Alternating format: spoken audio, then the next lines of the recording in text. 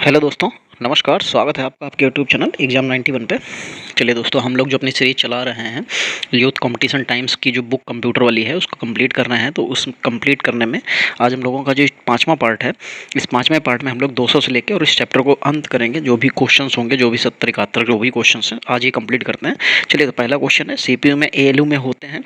तो जो CPU का जो ALU होता है उसमें रजिस्टर्स होते हैं। क्या होते हैं? रजिस्टर होते हैं।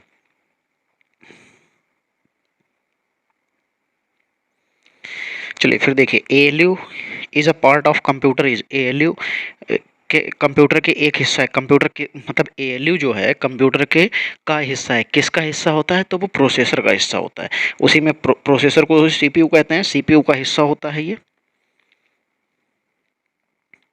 चलिए फिर देखिए क्या है, PGA ग्राफिक्स कार्ड का फुल फॉर्म क्या होता है? PGA की फुल फॉर्म पूछी जा रही है। तो दोस्तों, जो PGA की जो फुल फॉर्म होती है वो होती है प्रोफेशनल ग्राफिक एरे, क्योंकि GA की फुल फॉर्म ग्राफिक्स एरे होती है और प्रोफेशनल हो जाता है P से, तो प्रोफेशनल ग्राफिक्स एरे इसकी फुल फॉर्म हो जाती है।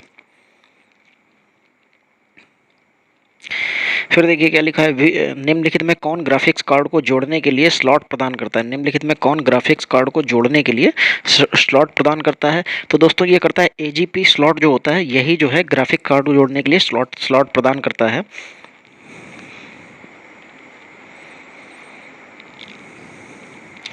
कंप्यूटर में किसकी सहायता से परिकलन किया जाता है? कंप्यूटर में किसकी सहायता से परिकलन यानी कि ये कह सकते हैं गणना की जाती है? तो ALU के माध्यम से की जाती है। हाँ दोस्तों, आपसे एक क्वेश्चन, क्या आप लोग ये जो सीरीज हम लोग कर रहे हैं, इस सीरीज को आप लोग लाइव क्लास में करना चाहते हो, या हम लोग जिस तरीके से लाइव ऑफलाइन क्लास में इसको कंडक्ट कर रहे हैं इसी तरीके से कंटिन्यू करते रहें, या लाइव क्लास में इस पूरी बुक को करना चाहते हो? जिस तरीके से भी आप लोगों का हो, तो आप लोग उस चीज़ को कंप्लीट बता दीजिएगा कमेंट में। तो अगर आप लोग लाइव क्लास में करना चाहेंगे तो इसको लाइव क्लास में करा दिया जाएगा। ठीक है, चलिए आगे बढ़ते हैं। 207 नंबर, 207 में लिखा हुआ है कि ALU और कंट्रोल यूनिट को एक साथ आमतौर पर के रूप में जाना जाता है। अगर हम लोग ALU और जो आपको कंट्रोल यूनिट है, अगर इसको हम एक साथ जोड़ देंगे तो ये प्रोसेसर बन जाएगा। तो प्रोसेसर के रूप में जाना जाता है। फिर यहाँ से जो है हमारा कंट्रोल यूनिट स्टार्ट हो रहा है, जिसको CU भी कहते हैं। कंट्रोल यूनिट यहाँ से स्टार्ट हो जाएगा। चलिए देखिए क्या लिखा है, कंप्यूटर की मेमोरी अर्थमेटिक लॉजिक यूनिट और इनपुट डिवाइस को बताता है कि किस कार्यक्रम को इंस्ट्रक्शंस को कैसे प्रतिक्रिया देना है। अच्छा, यहाँ पे लिखा कंप्यूटर की मेमोरी अर्थमेटिक लॉजिक यूनिट और इनपुट आउटपुट डिवाइस को बताता है कि कैसे कार्यक्रम को इंस्ट्रक्शन को कैसे प्रतिक्रिया देना है। ये कौन बताता है? तो ये कंट्रोल यूनिट का काम होता है, कंट्रोल करना कि कब किसको क्या चीज़ देनी है, कब किसको क्या चीज़ नहीं देनी, ये उसी का काम होता है। चलिए 209 नंबर देखिए, 209 में क्या लिखा हुआ है कि निम्नलिखित में कौन कंप्यूटर रिसोर्स को मैनेज करता है? तो जो रिसोर्स को मैनेज यानी कि जो मैनेज करेगा वो कौन करेगा? सिंपल सी बात है, वो कंट्रोल यूनिट का ही काम होता है। चलिए फिर आगे बढ़ते हैं। लिखा हुआ मेमोरी और ALU के मध्य डेटा का, एक सेकेंड, हाँ, मेमोरी और ALU के मध्य डेटा का अंतरण कराती है। अंतरण कौन कराती है? तो दोस्तों, ये जो है कंट्रोल यूनिट कराती है। फिर लिखा हुआ है माइक्रो प्रोग्राम्ड कंट्रोल यूनिट में अनुवर्ती निर्देश दे शब्दों को में लाया जाता है। किस में लाया जाता है? तो दोस्तों, ये जो इंस्ट्रक्शंस रजिस्टर होते हैं ये इसी के अंतर्गत लाए जाते हैं।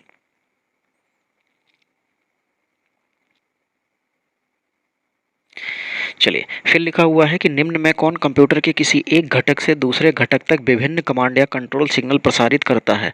कौन प्रसारित करता है? तो जो कंट्रोल बस होती है वही इसको ले आने का काम करती है। तो कंट्रोल बस इसका एग्जैक्ट आंसर हो जाएगा।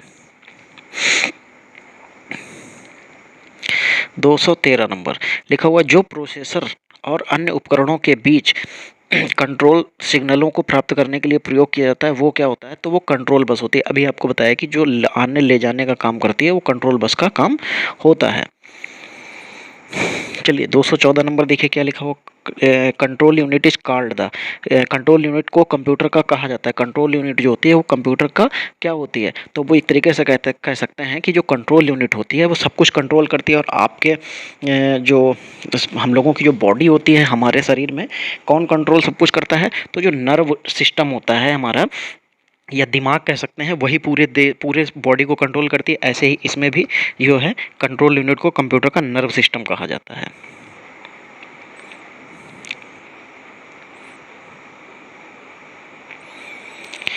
सीपीयू का कौन सा भाग प्रोग्राम के अनुदेशों के निष्पादन का चयन, निर्वाचन और मॉनिटर करता है?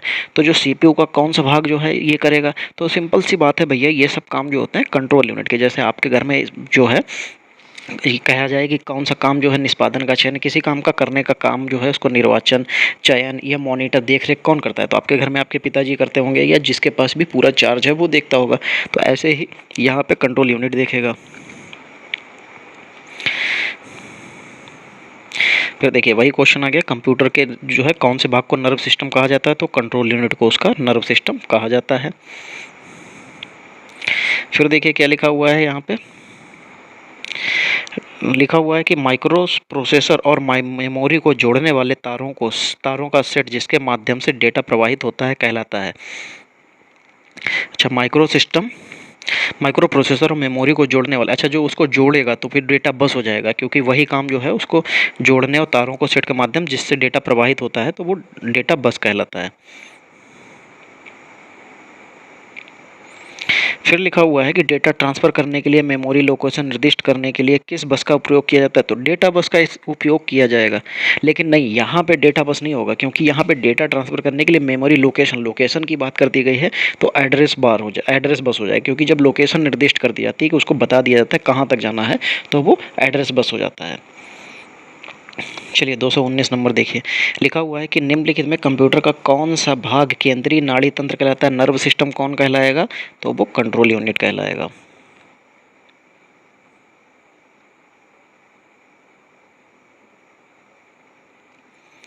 चलिए 220 नंबर, सीपीयू का वह भाग जो अन्य सभी कंप्यूटर की गतिविधियों को कोऑर्डिनेट करता है निम्नलिखित में कौन है? अब एक चीज़ आप खुद बताइए कि जब वो सब कुछ कंट्रोल करेगा तो कौन करेगा? कंट्रोल यूनिट करेगा।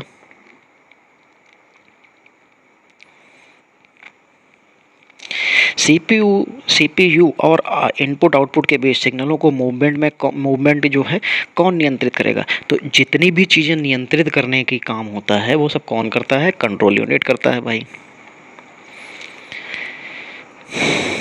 चलिए फिर लिखा हुआ है कि निम्नलिखित में से कौन निर्देश चक्र के पालन में शामिल नहीं होता है? तो जो निर्देश चक्र के पालन में शामिल नहीं होगा, यानी कि which of the following is not a part of operation instruction cycle, तो कौन इसमें शामिल नहीं होता है दोस्तों? तो इसमें मेमोरी जो होती है ये शामिल नहीं होगी। चलिए अब यहाँ से देखिए मदरबोर्ड का जो है चैप्टर स्टार्ट हो रहा है, मतलब मदरबोर्ड का पार्ट स्टार्ट हो रहा है। अब देखिए मदरबोर्ड के क्वेश्चन काफ़ी हमारे से पूछे जाते हैं पेपर में, और वो क्वेश्चंस ऐसे भी होते हैं जहाँ पे हम लोग थोड़ा सा फंस जाते हैं, और जब वो फंसते हैं तो वहाँ पे थोड़ा सा ये क्वेश्चन हमारे गलत ज़्यादा होते हैं। तो देखते हैं, बच्चों ने बहुत से बार कहा कि सर ये हमारे समझ में नहीं आ रहा ये है, तो चलिए आज सारी चीज़ें क्लियर हो जाएंगी। चलिए मदरबोर्ड है, मदरबोर्ड क्या होता है? तो ये कह सकते हैं कि मदरबोर्ड जो होता है वो एक सर्किट बोर्ड होता है, जहाँ पे सारे के सारे जो है चिप लगे होते हैं और सब कुछ वहीं से कनेक्टेड होता है। तो सर्किट बोर्ड क्या होता है? कंप्यूटर में ऑन करने एक्सेस किया जाने वाला चिप। नहीं, सर्किट बोर्ड जिसमें पेरिफेरल डिवाइसेस होते हैं। नहीं, पेरिफेरल डिवाइसेस तो उनका तो मतलब ही नहीं है। सीपीयू चिप वो भी नहीं। सर्किट बोर्ड जिसमें सीपीयू और अन्य चिप लगे होते हैं। हाँ, ये बिल्कुल सही हो जाएगा।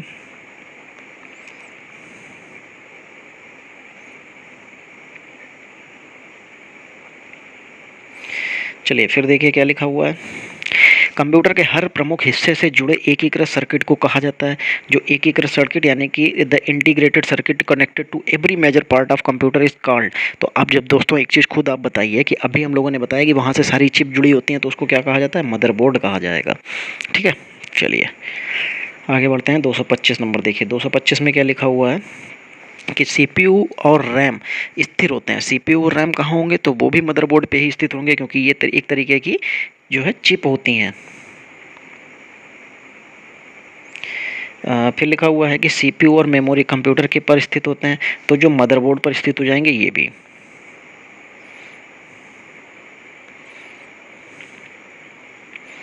अब देखिए 227 नंबर में क्या लिखा हुआ है कि मदरबोर्ड का भाग नहीं है। तो मदरबोर्ड का भाग कौन का नहीं हो जाएगा? तो डीवीडी, जो इसमें ऑप्शन नंबर बी पे दे रखा है, तो डीवीडी ड्राइव जो होता है ये मदरबोर्ड का भाग नहीं होता है, क्योंकि ये हम लोग बाहर से एक्सटर्नल लगाते हैं। चलिए फिर लिखा हुआ है कि which of the following is the basic of computer on hold all of the circuits and ties the different component of computer system together. निम्नलिखित में कौन सा कंप्यूटर का मूल है और सभी सर्किट को धारण करता है जो कंप्यूटर सिस्टम के विभिन्न घटकों को साथ जोड़ता है। तो ये सारी चीज़ें कहाँ पे मिलती हैं हमको दोस्तों?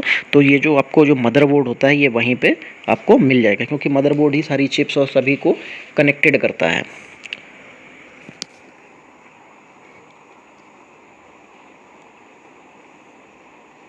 चलिए 229 नंबर देखिए क्या है। मदरबोर्ड कंपोनेंट के बीच सूचना के माध्यम से ट्रेवल करता है। मदरबोर्ड कंपोनेंट यानी कि उपकरणों के बीच सूचना के माध्यम से, किसके माध्यम से जो है वो ट्रेवल करता है? तो दोस्तों जो इसमें जो बसेज होती हैं, जो एड्रेस बस होती है, एड्रेस और वो तो जितनी भी बसेज होती हैं उन्हीं के माध्यम से ये ट्रेवल करता है। कंपोनेंट के क्या लिखा है? कंप्यूटर, अच्छा सॉरी, कंप्यूटर के सभी प्रमुख हिस्से से जुड़े एकीकृत सर्किट को कहा जाता है तो मदरबोर्ड कहा जाता है। देखिए क्वेश्चंस इतने बार रिपीटेड होंगे कि आपको वो आपके दिमाग में छप जाएंगे। चलिए साटा जो और आईडीई क्या है? ये साटा और आईडी ये एक तरीके के हार्ड डिस्क ड्राइव होते हैं। साटा आपने अभी यहाँ पे नहीं पढ़ा है, लेकिन जब हम लोग लाइव क्लास करते थे वहाँ पे आपने साटा और बाटा के बारे में बहुत पढ़ा है। ये क्या होते हैं? ये हार्ड डिस्क के एक तरीके के प्रकार होते हैं। आपका यूपीपीसीएल ऑफिस असिस्टेंट का जो है फाइनल रिजल्ट आ चुका है और उसमें आपको डीवी के लिए जो भी लोग सेलेक्टेड हैं उन सभी लोगों को बहुत बहुत बधाई। ज़रा एक बार सभी लोग कमेंट करके बता दीजिएगा कि कितने लोग यहाँ सेलेक्टेड हुए हो भैया, मुझे भी तो पता चले। आखिर आप लोग पढ़ के चले जाते हो, कभी बताते तो हो नहीं। जिनके पास नंबर है वो भाई नंबर से कॉल करके बता सकते हैं, और उसके अलावा जिनके पास व्हाट्सअप पे या व्हाट्सअप पे बता दीजिए, टेलीग्राम, जहाँ पे भी आप बताना चाहें वहाँ पे बता दीजिए। यहाँ पे कमेंट कर दीजिए, कोई दिक्कत नहीं है, यहाँ से ही पता चल जाएगा आपके बारे में सब। चलिए मदरबोर्ड पर सीपीयू तथा मदरबोर्ड पर लगे दूसरे पुर्जों को जोड़ता है। दूसरे पुर्जों को कौन जोड़ेगा आके? तो वो सिस्टम बस होगी। देखिए ये भी एक तरीके का बस का प्रकार है। फिर लिखा हुआ है, अच्छा यहाँ से इंग्लिश में लिखा हुआ है, छोड़िए आगे बढ़ते हैं। जो सिस्टम बस होती है उसको 3 कार्यात्मक समूह में विभाजित किया गया है। निम्नलिखित में से सबसे उचित विकल्प इसका चुनना है। तो data bus, address bus, control bus, बिल्कुल सही लिखा हुआ है। ये 3 बस, जो बसों को जो 3 विभागों में विभाजित किया गया है, ये 3 यही होते हैं। चलिए फिर देखिए यहाँ पे क्या लिखा हुआ है, 234 नंबर देखिए। 234 में क्या लिखा हुआ, what does the term USB stand for? USB का फुल फॉर्म क्या होती है? यूनिवर्सल सीरियल बस होती है। तो यहाँ पे जो आपका तीसरा ऑप्शन है ये बिल्कुल सही हो जाएगा।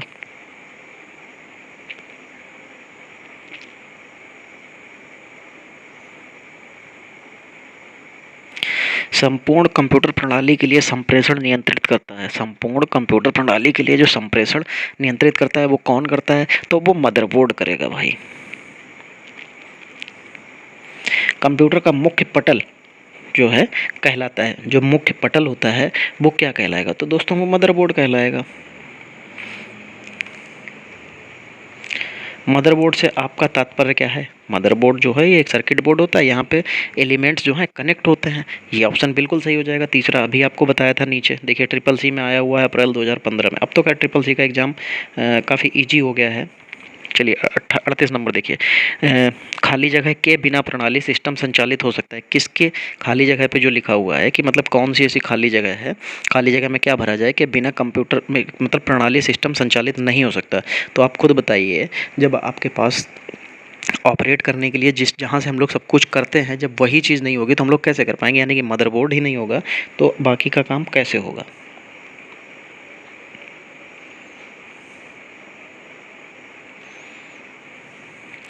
चलिए 239 नंबर देखिए, कंप्यूटिंग में एक मदरबोर्ड के बनावट और आकार को दिया गया शब्द है। क्या शब्द होता है वो? तो वो फॉर्म फैक्टर शब्द होता है, जिसको जो है कंप्यूटिंग में फॉर्म फैक्टर, एक मदरबोर्ड के बनावट और आकार को दिया गया शब्द है, तो फॉर्म फैक्टर हो जाता है दोस्तों। चलिए अब यहाँ से जो है एक्सपेंशन स्लॉट, जो एक्सपेंशन स्लॉट होते हैं उसकी कहानी जो है यहाँ से स्टार्ट हो रही है। चलिए देखिए 240 में, कंप्यूटर के डेटा का सीपीयू के परिधि यंत्रों को अंतरण उसके माध्यम से प्राप्त किया जाता है, तो वो क्या कहलाता है? तो वो कंप्यूटर के पोर्ट्स होते हैं जिनके माध्यम से ये काम किया जाता है। तो इसका आंसर जो है कंप्यूटर पोर्ट हो जाएगा। देखिए सीजीएल तक में जो है इतने हार्ड लेवल के क्वेश्चन पूछ देते हैं कई बार, जिससे बच्चा तभी पेपर जो हार्ड हो जाता है, फिर कहता है कि पेपर बहुत हार्ड आया था। 241 नंबर, 241 में क्या लिखा है? कंप्यूटर प्रणाली के लिए विस्तार क्षमता प्रदान करते हैं। कौन विस्तार क्षमता इसको प्रदान करता है? तो जो उसके स्लॉट्स होते हैं, देखिए आप ऐसा समझिए कि जैसे आपकी कंप्यूटर की मेमोरी जो है 1 टीबी है, लेकिन अब आप इतना वर्क कर रहे हैं कि उसमें 1 टीबी भर गया, तो अब आप उसकी बताइए उसकी क्षमता कैसे बढ़ाएंगे? तो हमारे पास जो स्लॉट्स होते हैं यूएसबी स्लॉट्स हैं, तो हम लोग क्या करेंगे उसमें अपनी एक्सटर्नल हार्ड डिस्क लगा लेंगे 1 टीबी की, 2 टीबी की, या जितनी भी टीबी की हम लगाना चाहेंगे, ठीक है, तो वो लग जाएगी। तो क्या होगी, उसकी जो स्लॉट्स होते हैं वही उसकी क्षमता को बढ़ा देते हैं या बढ़ाने का काम करते हैं। चलिए फिर लिखा हुआ एक्सपेंशन कार्ड में इंसर्ट किए जाते हैं। एक्सपेंशन कार्ड जो है किस में इंसर्ट किए जाते हैं? तो भैया जितने भी तरीके के जो कार्ड लगते हैं या जो भी है ये सब स्लॉट होते हैं। अब यूएसबी स्लॉट भी हो सकता है, एक्सपेंशन स्लॉट भी हो सकता है, ठीक है, मदरबोर्ड का भी स्लॉट होता है, दूसरा आपके रैम का भी स्लॉट होता है, तो ये सब स्लॉट्स कहलाते हैं। चलिए 243 नंबर क्या लिखा हुआ? सिस्टम यूनिट क्या होता है? सिस्टम यूनिट देखिए इनपुट और आउटपुट डिवाइस कोऑर्डिनेट करता है? नहीं। कंटेनर है जिसमें इलेक्ट्रॉनिक कंपोनेंट रखे जाते हैं? हाँ, ये बिल्कुल सही है। हार्डवेयर और सॉफ्टवेयर का कॉम्बिनेशन है, डेटा कंट्रोल मैनिपुलेट करता है, अर्थमेटिक ऑपरेशंस करता है? नहीं। दूसरा ऑप्शन यहाँ पे बिल्कुल सही हो जाएगा।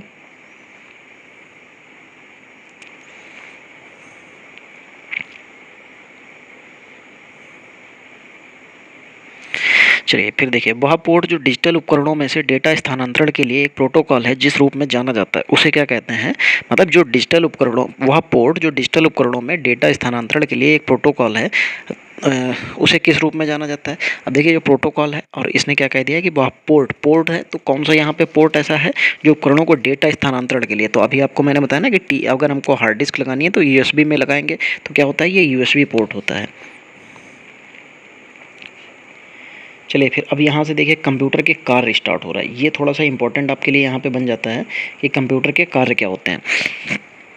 कंप्यूटर जो लिखा हुआ, कंप्यूटर निम्न में कौन सा कार्य नहीं करता है? तो कंप्यूटर कंप्यूटिंग करता है, बिल्कुल करता है, प्रोसेसिंग भी करता है, अंडरस्टैंडिंग नहीं करता, आउटपुटिंग भी कर देता है। अंडरस्टैंडिंग उसको जिस दिन आ जाएगी तो वो इंसान के ऊपर कब्जा कर लेगा, इंसान को अपना गुलाम बना लेगा।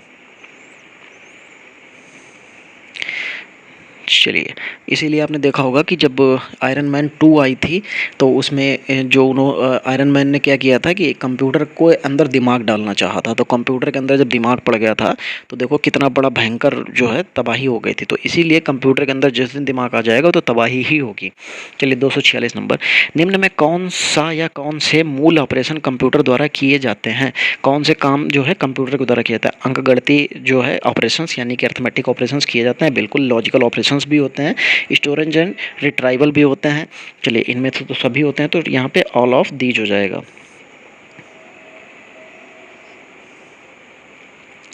चलिए 47 नंबर देखिए, इनमें कौन सा कार्य किसी कंप्यूटर के 4 प्रमुख डेटा प्रोसेसिंग कार्य में एक नहीं है?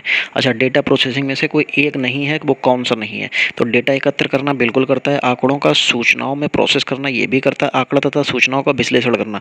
एनालाइज तब तक नहीं करता है जब तक हम उससे कराते नहीं है। आंकड़ों एवं सूचनाओं का भंडार ये भी करता है, इनमें से कोई नहीं। तो यहाँ पे सी ऑप्शन आपके लिए जो है एक नहीं, यही नहीं होगा।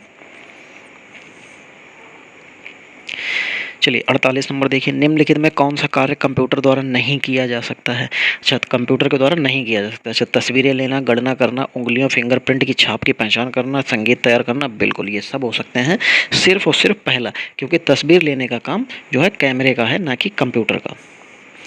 249 नंबर, कंप्यूटर निम्नलिखित में से कौन सा कार्य नहीं करता है? इनपुटिंग करता है, प्रोसेसिंग करता है, कंट्रोलिंग, आउटपुटिंग, अंडरस्टैंडिंग। अभी मैंने बताया था कि वो अंडरस्टैंडिंग नहीं करता है।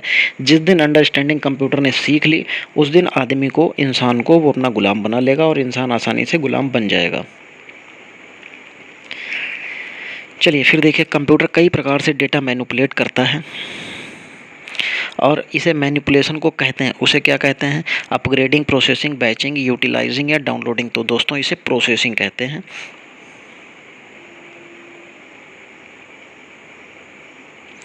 चलिए यहाँ पे जो है 251 नंबर, निम्नलिखित में किसके लिए इंटरप्ट मैकेनिज्म की आवश्यकता नहीं है? किसमें, मतलब निम्नलिखित में से किसके लिए इंटरप्ट मैकेनिज्म की आवश्यकता नहीं होती है? चलिए तो देखिए, जब प्रोग्राम ऑपरेटिंग सिस्टम द्वारा सिस्टम कॉल करने का अनुरोध करते हैं, उपयोगकर्ता को कंप्यूटर पर बेहतर नियंत्रण देने के लिए, प्रक्रियाओं को साझा डेटा प्रतिबंधित करने की अनुमति देने के लिए। हाँ, यही यहाँ पे नहीं होगा, क्योंकि उसने कहा आवश्यकता नहीं होती है, इंटरप्ट मैकेनिज्म की आवश्यकता नहीं होती है। तो यही तीसरा ऑप्शन आपको बिल्कुल एग्जैक्ट सही मिल जाएगा। चलिए, डेटा प्रसंस्करण यानी कि डेटा प्रोसेसिंग अपूर्ण डेटा को में परिवर्तन को संदर्भित करता है। डेटा को किस में परिवर्तन के लिए संदर्भित करता है? तो दोस्तों ये जो है जानकारी यानी कि इंफॉर्मेशन में परिवर्तन को संदर्भित कर देता है। जितना भी डेटा आता है, ठीक है, जितना भी चाहे पूर्ण हो चाहे पूर्ण हो, वो सब कुछ क्या करता है, वो जानकारी यानी कि इंफॉर्मेशन में परिवर्तित कर देता है। अब देखिए यहाँ से हमारा स्टार्ट हो रहा है कंप्यूटर की विशेषता। तो कंप्यूटर की विशेषताएं देखिए क्या है। कंप्यूटर के संदर्भ में निम्नलिखित में से कौन सा ठीक नहीं है? चलिए, तो कंप्यूटर के संबंध में कौन सा ठीक नहीं है? जब नहीं शब्द आ जाता है तो उसके बारे में थोड़ा सा विचार जरूर करना चाहिए।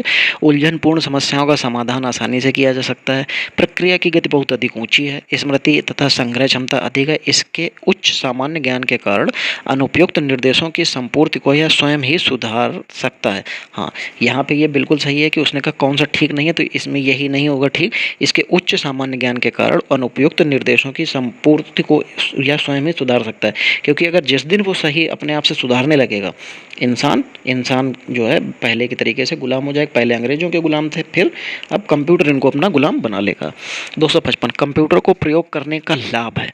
कंप्यूटर के प्रयोग करने का भाई लाभ देखते हैं क्या है। कंप्यूटर बहुत तेज होता है और इसमें विशाल मात्रा में डेटा स्टोर किया जा सकता है। कंप्यूटर तब भी सही आउटपुट दे सकते हैं जब इनपुट गलत हो। अच्छा, ये तो गलत हो जाएगा। कंप्यूटर फ्लेक्सिबल होने के लिए डिज़ाइन किए गए नहीं, उपयुक्त तो सभी गलत है। तो यहाँ पे पहला ही ऑप्शन आपको सही मिल रहा है, सिर्फ वही टिक हो जाएगा, बाकी सारे के सारे गलत हैं। निम्न में कौन से गुण कंप्यूटर के स्थिति के अनुरूप लचीले व्यवहार को प्रदर्शित करते हैं या दर्शाते हैं? निम्नलिखित में से कौन से गुण कंप्यूटर की स्थिति के अनुरूप लचीले व्यवहार को? अच्छा, चलिए देखिए, एक्यूरेसी सटीकता, विश्वसनीयता और वर्सेटैलिटी यानी कि बहुकौशल, वर्सेटिलिटी लिखा हुआ है, और डिलीजेंसी उद्यमशीलता। तो दोस्तों इसने कहा क्या था? स्थिति के अनुरूप लचीले व्यवहार को दर्शाते हैं, तो यही लिखा है बहुकौशल। ये इसके लचीले व्यवहार को दर्शाता है, क्योंकि उससे आप जिस टाइम पे चाहें, बहुत से ऐसे काम होते हैं जो आप एक बार में कई काम करा सकते हैं उससे।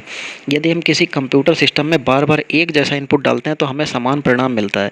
कंप्यूटर की यह विशेषता क्या कहलाती है? तो ये रिलायबिलिटी कहलाएगी। जब हम लोग बार बार वही इनपुट दे रहे हैं और उसका परिणाम बार बार हमको बराबर एक जैसा मिल रहा है, तो ये क्या कहलाएगा? ये रिलायबिलिटी यानी कि विश्वसनीयता, यानी कि उसमें आप कुछ भी गलत हो ही नहीं रहा। चलिए 258 नंबर, कंप्यूटर की निम्न में कौन सी विशेषता इसे बिना मानव के हस्तक्षेप के कार्य करने में सक्षम बनाती है? अच्छा, ये देखिए क्वेश्चन यहाँ पे बढ़िया है। तो ऑटोमेटिक ऐसे बहुत से काम होते हैं जिनमें हम ऑटोमेटिक कंप्लीट करने पे ही वो काम अपने आप होने लगता है, हमें उसमें कुछ भी हस्तक्षेप करने की ज़रूरत नहीं पड़ती है। तो यहाँ पे ऑटोमेटिक बिल्कुल सही हो जाएगा।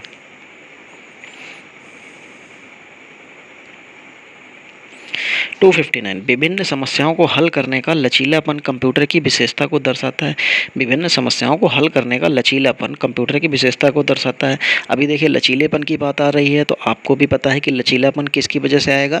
तो बहुविधता यानी कि वर्सेटिलिटी जो होगी, उसी की वजह से उसकी ये कह सकते हैं कि ये सुविधा हमको मिलती है। 260 नंबर क्या लिखा? कंप्यूटर सिस्टम की क्षमता की पहचान करें जो इसे अनुकूलनीय बनाती है। कंप्यूटर सिस्टम की क्षमता की पहचान करें जो इसे अनुकूलनीय बनाती है। क्या हो जाएगा इसका? चलिए भाई देखते हैं। कभी ना थकना, ऊबना या परेशान। हाँ, ये तो खैर हो सकता है, लेकिन क्वेश्चन क्या था यार?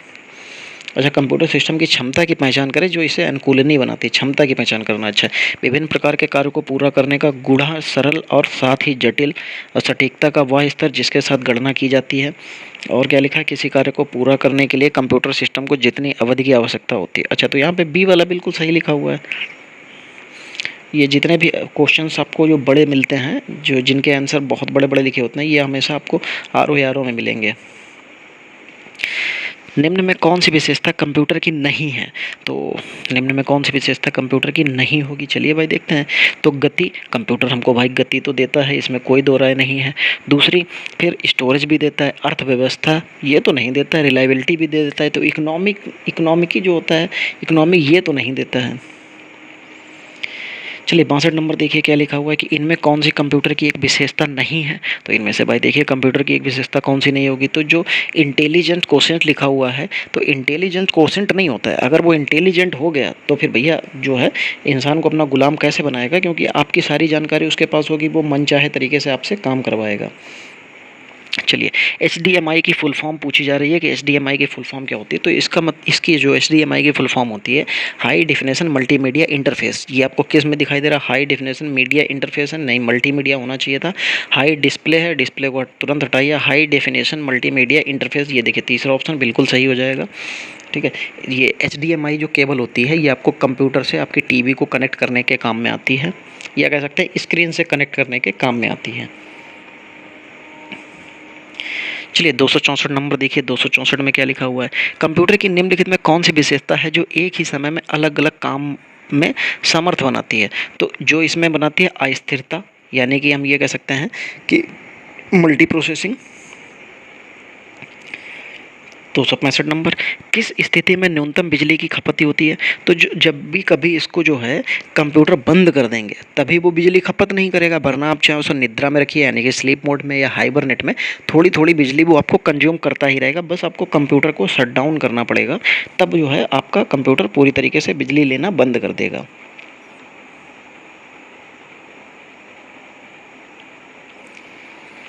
त्रुटि मुक्त गणना करने की क्षमता कंप्यूटर के गुण को दर्शाती है। त्रुटि मुक्त गणना करने की क्षमता कंप्यूटर के किस गुण को दर्शाती है? तो ये किस गुण को? तो ये जो है सटीकता को दर्शाएगी। 267 नंबर, बिना किसी थकान या त्रुटि के लगातार काम करना कंप्यूटर की विशेषताओं में शामिल होता है। तो जब जब एक बात है वो बिना थके काम कर रहा है तो उसकी डिलीजेंसी को यानी कि उद्यमशीलता, क्योंकि इंसान तो कई एक समय ऐसा आएगा जब इंसान थक जाएगा, लेकिन क्या होगा, कंप्यूटर नहीं थकता है। चलिए, पहचानने की दिए गए कथन सही हैं या गलत हैं? अच्छा चलिए देखें, पहला कथन क्या है?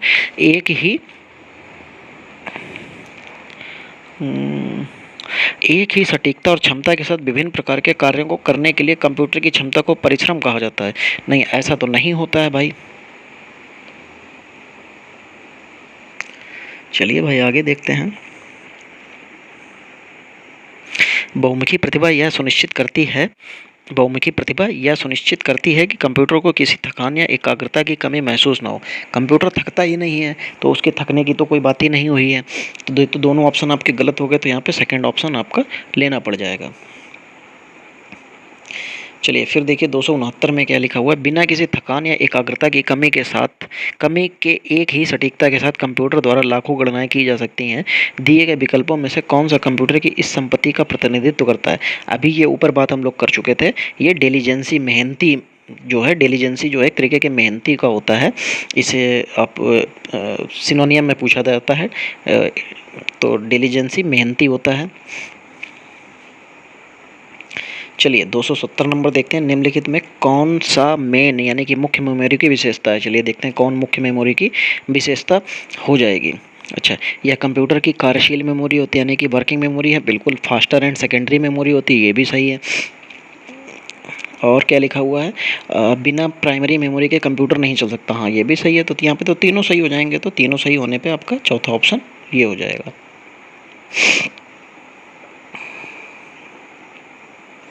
271 नंबर, निम्नलिखित में से क्या कंप्यूटर की अलग अलग प्रकार के कार्यों को समान सटीकता तथा कार्य क्षमता के साथ करने की क्षमता से संबंधित है?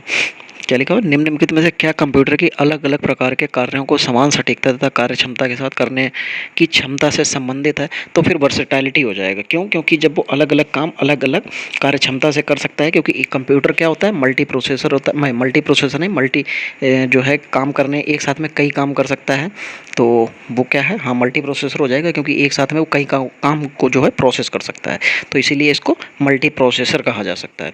चलिए दोस्तों, आज की जो हमारी यहाँ पे जो क्लास है, ये पहला चैप्टर यहाँ पे कंप्लीट होता है, और इसके बाद में आपको कंप्यूटर का विकास यानी कि डेवलपमेंट ऑफ कंप्यूटर आ जाएगा।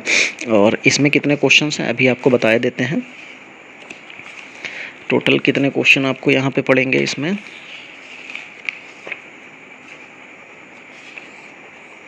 टोटल क्वेश्चन इसमें है 179 क्वेश्चन है, ठीक है।